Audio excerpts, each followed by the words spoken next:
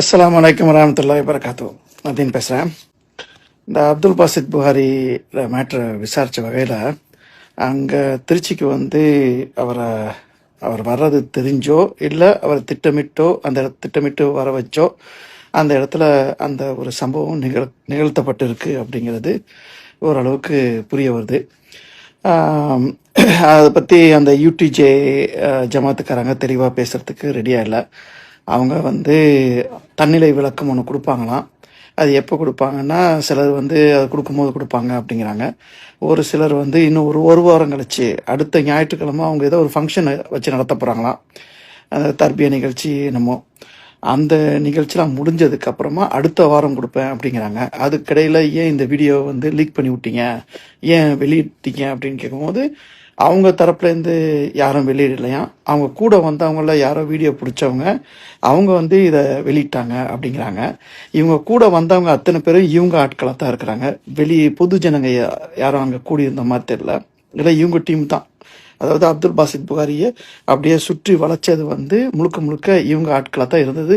அந்த வீட்டு உள்ளக்க போய் பார்த்தது, அந்த அந்த இடத்துக்கு அவரை வர வச்சிருக்கணும் அல்லது இவங்க கூட்டிட்டு போயிருக்கணும் அந்த இடத்துக்கு அப்படிங்கிற மாதிரி தான் தோணுது. இதுக்கு முன்னாடி ஏதோ ஒரு ஹோட்டலில் அவரும் அவர் மனைவியும் தங்கியிருந்ததாகவும் அங்கே வந்து இவரை வர வச்சிருக்கிறாங்க. அவர் ஹோட்டலில் தங்கி இருந்திருக்கிறாரு.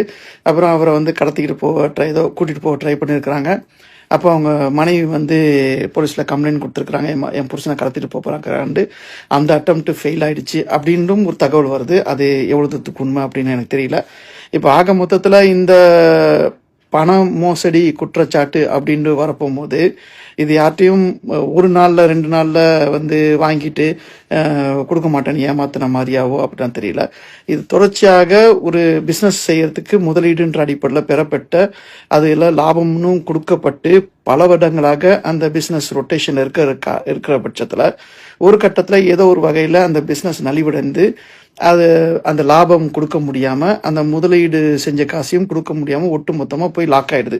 அது என்ன பிஸ்னஸ்ஸு, என்ன பண்ணாரு ஒன்றும் தெரியல, அதுக்கு தெளிவு இல்லை. இந்த முதலீடு செய்தவங்களும் ஏன் வெளிப்படையாக ஊடகத்துக்கு பேட்டியோ இல்லை கமிஷன் ஆஃபீஸில் போய் புகாரோ ஏன் கொடுக்க முடியல அப்படின்னா, பெரும்பாலான முதலீடு அனைத்துமே அன்அக்கவுண்டட் பணமாக கொடுக்கப்பட்ட காரணத்தினால இதில் வந்து இதை பாசித்துக்கு ஒரு அட்வான்டேஜாக இருக்கிற மாதிரி தெரியுது. ஆனால் இது வந்து திட்டமிட்டு பணத்தை அபகரிக்கணுன்ற நோக்கத்தில் பாசித்து செஞ்சாரான்னு பார்க்க போகும்போது இது வரைக்கும் எனக்கு தென்பட்டதில் இதை வந்து பணம் மோசடி செய்யணுன்ட்டு இவர் வந்து அந்த இதில் ஈடுபட்ட மாதிரி தெரியல. ஒரு தொழில், ஒரு ஐடியா, ஒரு ப்ராஸ்பெக்டஸ் இருந்திருக்கு, ஒரு ப்ராஜெக்ட் பிளான், ஏதோ ஒரு பிஸ்னஸ் ஐடியா இருந்திருக்கு. அந்த பிஸ்னஸ் ஐடியாவில் முதலீடுகளை சேகரிச்சிருக்கிறாங்க. நிறைய பேர் இவர் மேலே நம்பிக்கை கொண்டு முதலீடுகளை காசு பணத்தை கொடுத்துருக்குறாங்க. அதில் ஒரு இடத்துல ஒரு கட்டத்தில் ஒன்று பிஸ்னஸ் லாஸ் ஆகிருந்துருக்கணும், இல்லது ஏதோ ஒரு இடத்துல போய் லாக் ஆகிருந்துருக்கணும். ஏதோ ஒன்று நடந்திருக்கு, அதில் டீட்டெயில் நம்மளுக்கு தெரியாது. ஆனால் இது பல வருடங்களாக பிஸ்னஸ் நல்லா வெற்றிகரமாக நடந்துச்சு, எங்களுக்கு லாபம் கொடுத்தாரு அப்படின்னும் குற்றச்சாட்டு சுமத்துறவங்களும் கூட ஒப்புக்கிறாங்க. ஸோ இது வந்து திட்டமிட்டு ஒரு காசை அபகரிக்கணும் அப்படின்னு சன்னமாக பொய் வார்த்தை சொல்லி ஏமாத்தின மாதிரியான சங்கதியாக எனக்கு தெரியல. ஒன்று.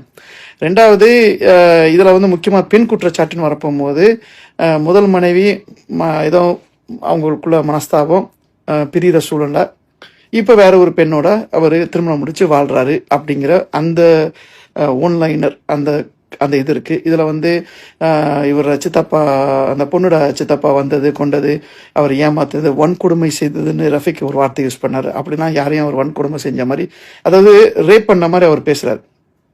அப்படிலாம் அப்துல் பாசித் புகாரி செஞ்ச மாதிரி இது வரைக்கும் எதுவும் இல்லை. அதாவது ஒரு ஆளை அசிங்கப்படுத்தணும், அது எப்படி அசிங்கப்படுத்துறது அப்படிங்கிறதுக்காகவே திட்டமிட்டு அசிங்கப்படுத்துகிற மாதிரி தெரியுது. இல்லைன்னா இன்ன வார்த்தையெல்லாம் அங்கே வர வேண்டிய அவசியமும் இல்லை.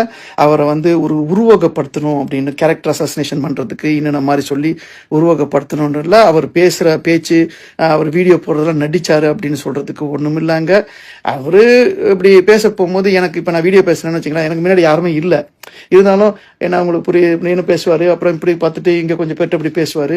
ஆனால் அந்த கேமரா மட்டும் பார்க்க மாட்டார். அது அவரோட இயல்பு. நான் பல இடத்துல அவர் கவனிச்சிருக்கிறேன். ஏன்னா நானே நிறைய தடவை இந்த மாதிரி கேமரா முன்னாக்க பேச போகும்போது லென்ஸை மட்டும் பார்க்க மாட்டார். அவர் பயன் பண்ண போகும்போது இப்படி பாடம் நடத்துகிற மாதிரி இப்படி பேசுகிற உங்களுக்கு அப்படி இந்த மாதிரி அல்லா தஆலா அப்படி சொல்லியிருக்கிறான், ரசூல் ஸல்லல்லாஹு அலைஹி வஸல்லம் இப்படி சொல்லியிருக்கிறாங்க, என்னமோ கூட்டமாக உட்காந்துருக்கிற மாதிரி பேசுவார். அதெல்லாம் உண்டு. அது அவர் பாவலா அந்த மாடுலேஷன், அது இந்த சவுண்டு, இந்த அடித்தொன், இந்த டோனு, இந்த பேஸ் டோனு, இதெல்லாம் வந்து சில பேருக்கு கைவந்த கலை. அதை வச்சு தான் அவங்க வந்து ஒரு ரீச்சபிளாக கொண்டாடுறாங்க. அந்த அந்த அந்த கிணீருண்ட குரல், அந்த பேஸ் டோனு, அந்த ஒரு அசிரீரியான ஒரு வேக்யூமில் பேசுகிற மாதிரியான ஒரு ஒரு சவுண்ட் எஃபெக்ட் பின்னாடி எல்லாம் கொடுக்குறது, இதெல்லாம் அது அவர் ஒரு பிராண்ட் ப்ரொமோஷன் ஈடுபட்டாரு. சில பேர் ஒரு ஒரு பிக்சரைஸ் பண்ணுவாங்க, தன்னை தானே ஒரு பிராண்ட் ப்ரொமோஷனில் ஈடுபட போகும்போது இதெல்லாம் அவங்க கையாண்டுக்கிட்டு வர்றாங்க. அது நம்ம பலர்ட்டையும் ஒவ்வொரு விதமான ஒரு தன்மையாக பார்த்துருக்குறேன். இதை இவற்றை பார்க்குறேன். இப்போ அந்த ஒரு ஒரு இந்த அந்த சலஃபி கொள்கையில் இந்த முக்காடை போட்டு இந்த நுனியை மட்டும் இப்படி இழுத்து ஷார்ப்பாக வச்சுக்கிறோன்னு அந்த அந்த ஒரு பேட்டர்னு, இதெல்லாம் ஒவ்வொருத்தருக்கும் ஒரு ஸ்டைல்னு வச்சுக்கலாம். அதெல்லாம் அவர் ஒரு ஸ்டைல், அதெல்லாம் நம்ம கொச்சப்படுத்த முடியாது. அது அவர் ஒரு காஸ்டியூம் ஸ்டைல், ஓகே, அது ஃபைன். ஆனால் பெண் குற்றச்சாட்டுங்கிறதெல்லாம் வந்து கொஞ்சம் பாரதூரமாக இருந்துச்சு. ரொம்ப இவ்வளோ தூரத்துக்கு கொச்சப்படுத்திருக்க தேவையில்லை. அதை வந்து கண்ணியமாக என்னப்பா என்னாச்சு, ஏன் இவ்வளோ நாள் இப்படி ஏன் இப்படி டேக்கா விடுறீங்க, பல நாட்களாக இப்படி கேட்டுட்டு இருக்கிறாங்க, நீங்கள் ஃபோனை சுவிட்ச் ஆஃப் பண்ணி வச்சிடுறீங்க, உங்களை ரீச் பண்ண முடியல, இப்படின்ட்டு அதை ஏதாவது பேசி பார்த்துருக்கலாம். எடுத்ததோடைய ஒவ்வொருத்தரும் ஹீரோவாக வந்து மாற வேண்டிய தேவை. சூப்பர்மேனா, ஸ்பைடர்மேனா, பேட்மேனா மாறி அதை வந்து தானே எலவேட்டட் ஸ்டேட்டஸில், அந்தஸ்தில் நான் யூடிஜே மாநில தலைவர்ன உடனே அவங்களுக்கு ஒரு எலவேட்டட் ஸ்டேட்டஸ் கிடைச்ச மாதிரியாகவும் அவங்க வந்து ஒரு சூப்பர்மேனாக மாற வேண்டிய அவசியம் இல்லை. அது என்ன ஆயிடுச்சுன்னா, இந்த வீடியோ வந்து வெளியே லீக் ஆகும், இமீடியட்டாக அவங்க ஒரு தன்னிலை விளக்கம் கொடுத்துருக்கணும். அந்த பொறுப்பையும் அவங்க ஏற்க தயாராக இல்லை. இப்போ ஒன்றும் கெட்டு போயிடல. இப்போ கூட ஒரு விளக்கம் கொடுத்துருக்கலாம் எஸ்ரஃபிக்கு. அவர் அதுக்கும் ஒரு வாரம் கழிச்சு கொடுப்பாராம். அப்போ அது டேமேஜ் இஸ் ஆல்ரெடி டன் அப்படிங்கிற மாதிரி போகுது. இது வந்து ஒரு பெருசாக லீகலாக நீங்கள் பைண்ட் பண்ண முடியாதுங்கிற அளவுக்கு தான் எனக்கு தெரியுது. பாசித்தை லீகலாக பைண்ட் பண்ண முடியாது. அன்லஸ் அன்டில் ஏதோ ஒரு செக்கு கொடுத்து ஒரு ப்ராமிசரி நோட்டு கொடுத்து அது பவுன்ஸ் ஆகி அப்படி இருந்தால் மட்டுமே பாசித் புகாரியை வந்து பைண்ட் பண்ணி அதை கிரிமினல் கேஸாக கன்வெர்ட் பண்ண முடியும்.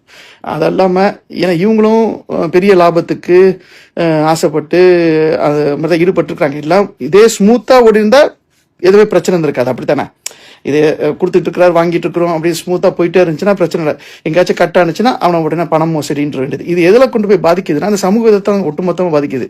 இப்போ இந்த சமூகத்தில் சூழ்நிலை எப்படின்னா, இவர் சிறந்த தாயி, ஒருத்தர் சொல்லு நல்லா பயன் பண்ணுறாருன்ட்டு கொஞ்சம் நெஞ்சம் பயன் கேட்டுட்டு இருந்த இதுவும் டோட்டலாக ஒரு பக்கம் கட் ஆகுது. ஆனால் இங்கே தாய்க்கள் வந்து நல்ல பீக்குக்கு வரப்போகும்போது இதை மாதிரி ஏதாச்சும் ஒரு சிக்கலில் மாட்டி டோட்டலாக கொலாப்ஸ் ஆகி போயிடுறாங்க.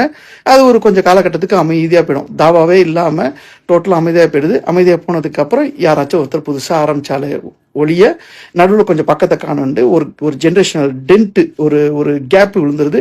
அப்போ ஒட்டு மொத்தமாக இந்த போதனைகள் எதுவுமே இல்லாமல் அப்படியே அமைதியாக போயிடுது. நம்மளுக்கும் போதிக்கிறதுக்கு கொள்வது எடுத்து சொல்கிறதுக்கெலாம் நேரமும் இல்லை. ஏன்னா தனிப்பட்ட ப்ரொஃபஷனலாக பண்ணுமா இருக்குது, அதுக்கு நேரம் ஒதுக்கணுமா இருக்குது. அப்போ சம்பாத்தியம் வரப்போகும்போது அதுலேருந்து எனக்கு சம்பாத்தியம் இல்லைங்க போது பிஸ்னஸ் செய்யணும்னு வர்றாங்க.